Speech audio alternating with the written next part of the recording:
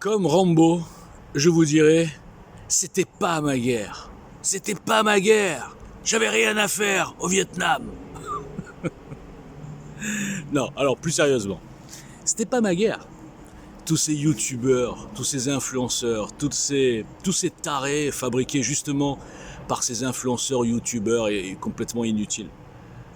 Moi, je suis arrivé pour sauver la France. Alors pas que moi. Je suis arrivé pour construire un navire qui aurait regroupé tous les gens de caractère, tous les gens constructifs, tous les gens patriotes, tous les gens motivés, tous les gens qui n'ont peur de personne, ni en virtuel, ni en réel. C'était ça, EJL. Et finalement, comment ça s'est passé? Je ne veux pas le raconter 100 fois, mais au début c'était très bien, et puis après bien sûr les cabales, parce que je dérangeais tout le monde. Et d'un coup j'ai eu en face de moi toute cette faune, évidemment en grande partie antisémite. Vous comprenez, je m'appelle Boujna, je le répète. Et tous ces gens qui sont des inutiles. Il y a d'un côté donc, je répète, ces influenceurs, alors Soral, Youssef Indy, moi je connais pas tout le monde. Hein. Enfin bref, vous les connaissez tous, Hilar, tous ces gens qui vendent des bouquins, qui sont là quelque part pour se faire une clientèle. Et comme je l'ai dit souvent, le marché porteur de l'antisémitisme avec une dose de satanisme, d'eschatologie, de mystère, etc. C'est génial. Ça chope une bonne partie des musulmans, ça chope une bonne partie des antisémites crasses, genre pétainistes, et avec ça, on peut vendre des bouquins.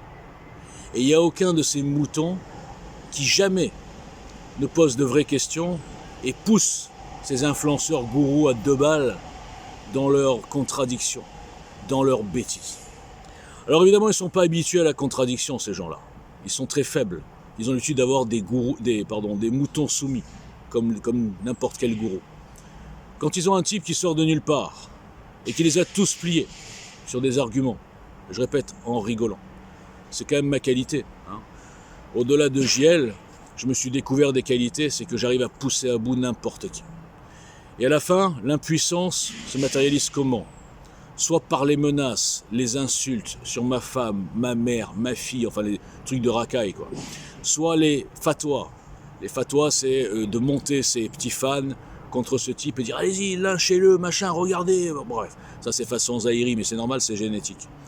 Soit le mépris, c'est-à-dire en gros, moi je suis bien au-dessus de lui, je ne ferai pas un combat contre lui. Alors là, en parlant de... en parlant de Sylvester Stallone, je rappellerai à ces tocards, notamment Soral et Indy, qui sont tous les deux dans la même bannière. Égalité, réconciliation. Réconciliation des musulmans, même des racailles et des chrétiens sur le dos des juifs. Et ça s'appelle égalité. Bon, donc tout ça pour dire que ces racailles, là, pas ces racailles, ces tocards, ils jouent le mépris. Ils jouent, oui, nous ne jouons pas dans la même division. Qui c'est ce mec-là? Bah oui, parce qu'ils sont tellement... ceci dit, ça les arrange. Mais il n'y a pas que. Tout le monde ne juge que par le nombre de vues, le nombre de followers. Alors vous savez, pour avoir des followers, moi, Walter Boujna, si j'avais voulu avoir des followers, être une starlette des réseaux sociaux, être un petit influenceur comme tous ces tocards qui servent à rien, jamais je serais venu avec un programme, avec une bannière politique, parce que là, ça me mettait dans la cible, non seulement de la censure d'État, de tous les partis, les politiciens, les militants binaires, etc. Et alors après, avec la version « je m'appelle Boujna, venez les antisémites, je vous défonce tous », bah oui, c'est sûr que là, je me suis pas fait que des amis. Alors pour les tocards qui osent me dire que je suis un commerçant, bande d'abrutis, si j'étais un commerçant, je serais venu sans bannière.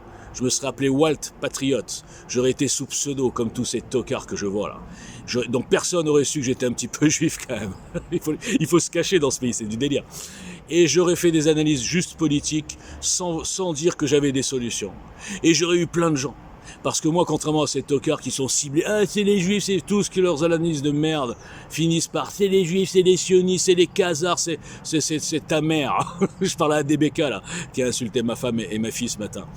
Donc tous ces gens sont inutiles. Ils sont là pour faire du fric. Et moi, j'étais le seul à pas vouloir faire du fric. Mais, eh bien, justement, et j'ai été finalement méprisé. Parce que les gens sont capables de donner de l'oseille à des types qui ont des chaînes et qui font des montages et qui servent à rien pour la libération. À rien, juste pour leur notoriété. Et à la fin de chaque vidéo, oui, faites un don, abonnez-vous, faites un don, aidez mon travail. Mais quel travail ? Le seul qui a travaillé depuis 4 ans, c'est moi, Walter Boujna. Et sur 500 vidéos au moins, plus le programme, plus la chaîne, le site internet, plus 40 comptes Twitter suspendus où il y avait des centaines d'analyses.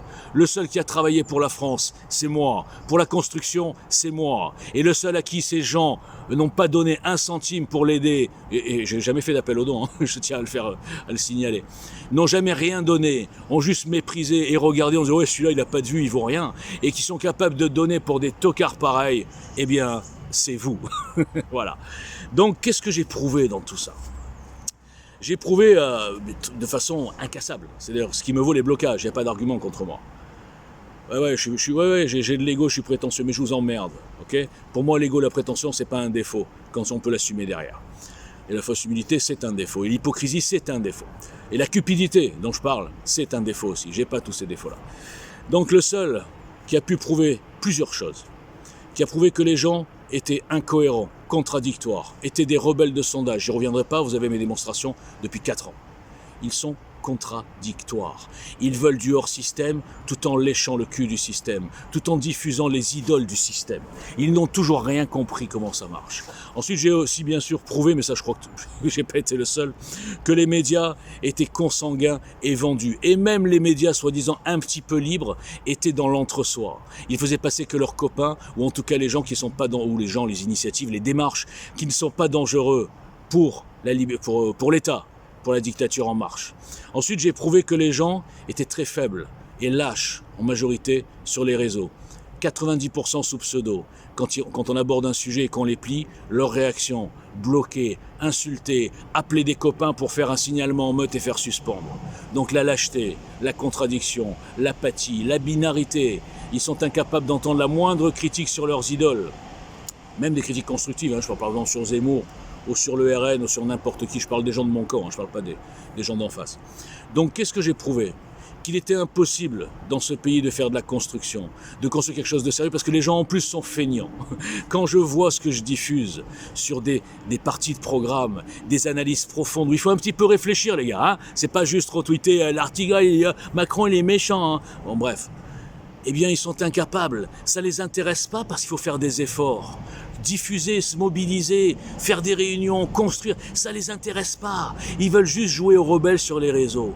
Et ils vont suivre donc les gens dont je parle au début, là, qui leur donnent des trucs faciles, un peu marrants, ils font des montages, des extraits de films. Ah ouais, super, ah, qu'est-ce qu'il est fort, ah, qu'est-ce qu'il y a, ADBK, je sais pas comment ça, personne ne sait comment il s'appelle celui-là. Bon voilà. Donc qu'est-ce que ça veut dire?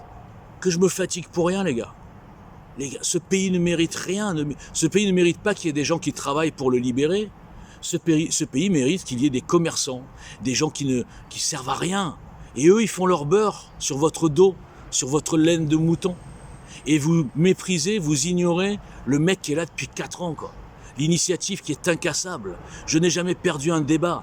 La seule réaction, je le dis, à tous les niveaux, tous les étages, les propagandistes islamiques, les Bellatar, les Messias, tous, dans tous les politiciens, tous, les insoumis, les Obono, les Corbières, je peux faire une liste de 500 noms. Bien sûr aussi les influenceurs dont j'ai parlé tout à l'heure. Tout le monde me bloque. Deux raisons. D'abord, ils sont impuissants contre moi, au niveau des arguments. Ça je peux le dire. Et deuxièmement, ils comprennent qu'il faut surtout pas répondre, parce que s'ils répondent des gens qui ont de l'audience, ça diffuse. Mes comptes sont rendus invisibles, donc si on me répond, par contre, ça diffuse. Et donc ils veulent pas diffuser. Donc ils me laisseront dans les égouts, dans le caniveau, alors que je peux tous les plier. Et le pire, comme je l'ai dit, ce sont mes équipes, si j'ose dire. En tout cas, tous les gens qui sont passés par EGL et qui ont compris tout ça, hein, je leur ai expliqué 100 fois, mais ils ont compris, ils sont pas idiots. Et qui ne font pas un geste, ni financier, ni de diffusion, ni de construction, ni de réflexion, rien du tout. Et pourtant, ils savent. Le pire, c'est qu'en privé, ils m'adorent, hein, mais en public, plus personne. Ça, c'est l'aspect lâcheté. Personne ne se mouille dans ce pays. On diffuse que des trucs qui mouillent personne, quoi. Alors, on va pas s'afficher avec un type qui a 3 vues sur sa chaîne. Eh non, parce qu'il y avait, d'ailleurs, ceux qui ont essayé au début, où il y avait 6 millions de vues par semaine sur Twitter, eh bien, ils sont tous partis. Parce qu'évidemment, ils se faisaient menacer, ironiser, machin. Bien sûr, on leur racontait des conneries sur moi et les gens qui ne me connaissaient pas, ils y ont cru. Donc, ils m'ont tous bloqué. Ce pays est un pays de fragiles. Et ça ne m'étonne pas qu'il soit conquis sans armée par l'islam. Ça ne m'étonne pas que je vois tous ces collabos. Je vois des mecs un peu, genre virils, mais qui sont très virils en étant alliés avec les islamistes des réseaux contre les juifs. Bah oui, les juifs, ça fait pas peur. Ils sont très virils en virtuel. Donc, bah voilà, c'est mon coup de gueule du lundi, hein, comme d'habitude. À la fin, je vais vous dire quoi? Je vais vous dire, ouais, j'en ai marre, j'arrête et tout. Ouais, j'ai dit 100 fois, mais non, je suis toujours là. Non, mais je lâcherai pas l'affaire. Parce que je sais qu'il y aura forcément un déclic à un moment donné. Voilà, bon bref, comme d'habitude, hein, je vous félicite pas. Hein. Vous êtes quand même une sacrée bande de nazes. Hein. Je parle surtout pour les influenceurs qui me bloquent et qui m'insultent par derrière. Il y a une liste. Enfin bref, c'est pas la liste de Schindler. Hein. Voilà. Bon, allez, bonne semaine, bonne apathie, bonne binarité, bonne inutilité, bonne contradiction. Allez-y, déchaînez-vous sur les réseaux, c'est comme ça que vous allez construire notre libération.